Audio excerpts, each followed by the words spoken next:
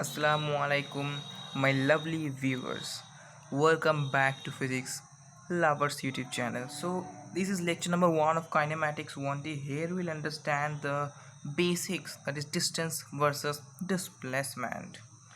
So, let us see, if you move from a distance, if you are at A and you want to visit the point B, you have multiple paths to go.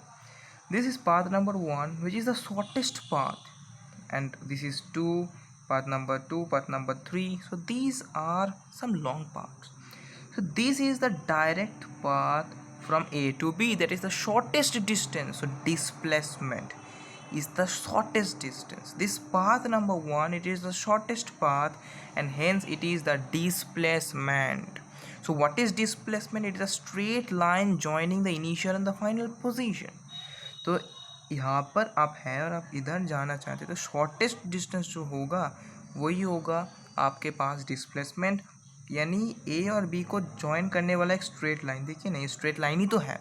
So this is a straight line joining the initial and the final position. Displacement होता है, ये एक vector quantity होता है. देखिए, इसका magnitude भी है और इधर डायरेक्शन भी है. ये डायरेक्शन बहुत इंपॉर्टेंट है. ए से बी मतलब डायरेक्शन इधर, मतलब ए से बी गए. अगर इधर डायरेक्शन का मतलब बी से ए गए. ठीक है, बात करते हैं डिस्टेंस के. तो ये जो पाथ नंबर 2, पाथ नंबर 3 पे जो भी है, except this one, all are distance. बाकी सारे जो है डिस्टेंस हैं. क्यों? क्योंकि ऐसा ही है भाई डेफिनेशन. तो शॉर्टेस्ट पाथ जो है डिस्प्लेसमेंट, बाकी सारे जो है डिस्टेंस होगा. ये एक स्केलर, इसका थोड़ी ना कोई डायरेक्शन बता सकते हैं, ये बस मैग्नीट्यूड बता सकते हैं. ऐसे ऐसे ऐसे. इसका भी एक सर्कल ले सकते हैं, फिर उसका वो आपका किसी काम का भी नहीं है. तो इधर इंपॉर्टेंट है कि डिस्टेंस स्केलर है, बस मैग्नीट्यूड लेने का, इसका कोई डायरेक्शन नहीं होता है.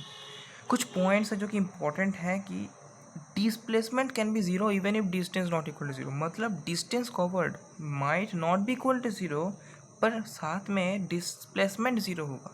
इधर देखिए, अगर आप सर्कुलर लूप में मूव करते हैं तो मान लीजिए कि एट रेडियस ऑफ आर आप सर्कल में मूव करते हैं, तो आप इधर से स्टार्ट किए और फिर घूमकर you come back to the same point. So what is the displacement? Zero, क्योंकि आप इनिशियल फाइनल को कोई स्ट्रेट लाइन से ज्वाइन कर ही नहीं सकते. उसका मैग्नीट्यूड ज़ीरो नल वेक्टर हो जाएगा क्योंकि एक ही पॉइंट है. तो डिस्प्लेसमेंट ज़ीरो. पर अगर हम डिस्टेंस की बात करें तो वो होगा सर्कम्फरेंस, यानी 2πr, but displacement will be zero. That's important. पर इसका उल्टा नहीं होगा. ठीक है, मतलब अगर डिस्प्लेसमेंट ही ज़ीरो है, पर अगर डिस्प्लेसमेंट ज़ीरो नहीं है तो distance can never be zero. मतलब डिस्प्लेसमेंट ज़ीरो नहीं है, मतलब कुछ डिस्प्लेसमेंट है. मान लीजिए कि इधर से पॉइंट है ए और इधर पॉइंट है बी, ये इधर गए, ये डिस्प्लेसमेंट हुआ. तो ये डिस्प्लेसमेंट हुआ, मतलब ये तो एक डिस्टेंस हुआ ना. एक डिस्टेंस, एक डिस्प्लेसमेंट हुआ मतलब डिस्टेंस भी हुआ. यही डिस्टेंस है. ठीक है, ये भी डिस्टेंस ही है, पर शॉर्टेस्ट डिस्टेंस है, वो डिस्प्लेसमेंट है. So distance can never be zero if displacement equal to zero, not equal to zero. इधर डिस्प्लेसमेंट तो ज़ीरो है नहीं, पर डिस्टेंस ज़ीरो तो होगा ही नहीं, कभी हो ही नहीं सकता. अगर डिस्टेंस ज़ीरो नहीं है तो फिर डिस्प्लेसमेंट फिर भी ज़ीरो हो सकता है, पर अगर डिस्प्लेसमेंट ज़ीरो नहीं है तो डिस्टेंस कभी भी ज़ीरो हो ही नहीं सकता.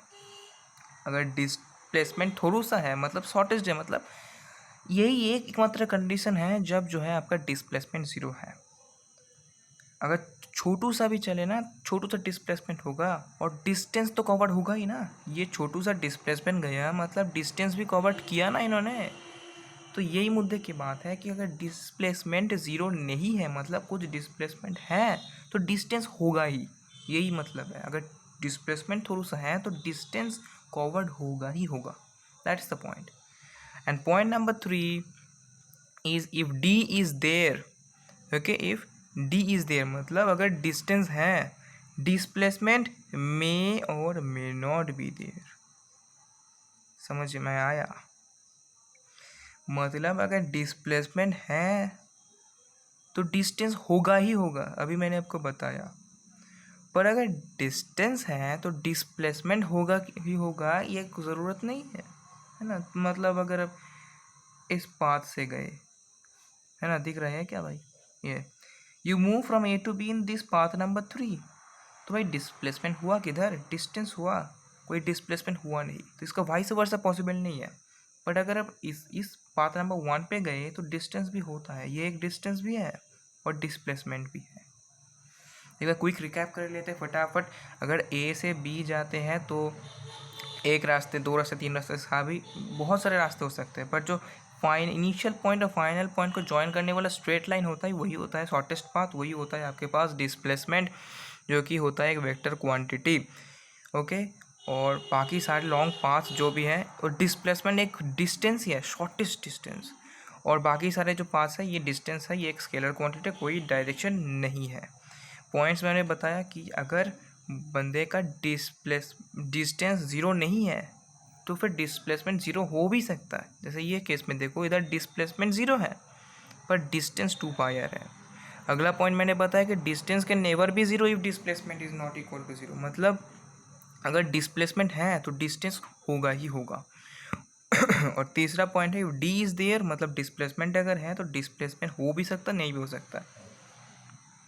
मतलब अगर ए से बी गए तो समझो बात को, अगर ए से बी गए ना, ये डिस्प्लेसमेंट हुआ, तो अगर ये डिस्टेंस भी तो है, तो अगर डिस्टेंस है, यही डिस्टेंस मान लीजिए ऐसे ही बंदा गया, तो इसमें डिस्प्लेसमेंट हो भी सकता, नहीं भी हो सकता, हो भी सकता है ये वाला केस, और नहीं भी हो सकता है आपका ये वाला केस। आई होप आपको समझ में आया। बहुत छोटे सा वीडियो हम डालेंगे और पूरे काइनेमेटिक्स 1D को सॉल्व कर देंगे। तो आज के लिए इतना ही, मिलते हैं लेक्चर नंबर 2 के अंदर।